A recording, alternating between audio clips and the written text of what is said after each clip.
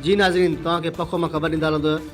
कंबर शहर जे शाह लतीफ़ कॉलोनी वासी पोरियत नूर अमन गाड़ी प्लाट ते बासर जे कब्ज़े ख़िलाफ़ पखो प्रेस क्लब पहुची एहतजाज कयो। पोरियत दाइंदे चयो त कॉलोनी में मुंहिंजो 3000 फुट प्लाट आहे, जंहिं ते शहर जे बासर असगर पवर ॾाढे ज़रिए कब्ज़ो कयो आहे, जंहिंखे मूं मेड़ मिंत कई त पुलिस हथां कूड़ा केस दाख़िल कराइण शुरू कया आहिनि।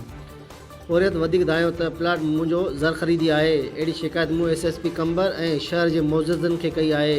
बासर मुतमाद धमकियूं ॾियारे रहियो आहे त जेकॾहिं प्लाट तव्हां हथ न खयो त तोखे माराए छॾींदुसि। आख़िर में पोरियत SSP कंबर ऐं आला अख्तर खां मुतालबो कयो त मुंहिंजे प्लाट ते कब्ज़ो ख़तमु कराए मूं मिसकीन सां इंसाफ़ कयो वञे। रिपोर्ट तनवीर हुसैन खुश्क पखो। ऐं सिटी कंबर जो मां वेठल आहियां। मुंहिंजो प्लाट ई वरितल आहे ऐं मुंहिंजो हक़ु आहे ऐं क़ुर पाक मां खणी वञा लियाकत ॾे त क़ुर पाक जे वेझो बि न आयो। आख़िर जे मालिकनि ॾे वञी मालिकनि बि इहो चयो त जेको आहे सो असांजो प्लाट तुंहिंजो छा जो आहे, मुंहिंजी लाॾी ठहियल हुई ऐं मुंहिंजी लिखत आहे बाक़ाइदे।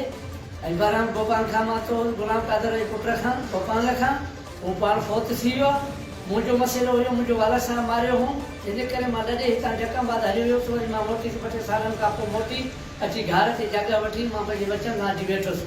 मां रोज़ ईंदो आहियां। मुंहिंजी लाॾी ठहियल पकी, जंहिंमें साल थी वियो आहे, जंहिंमें गिरी अची वेही वियो आहे प्लाट में भित बने।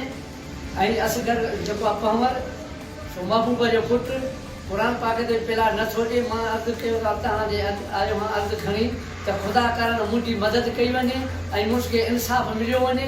मुंहिंजो प्लाट आहे, मुंहिंजो हक़ु आहे, ख़ुदा करण मुंहिंजी मदद कई वञे।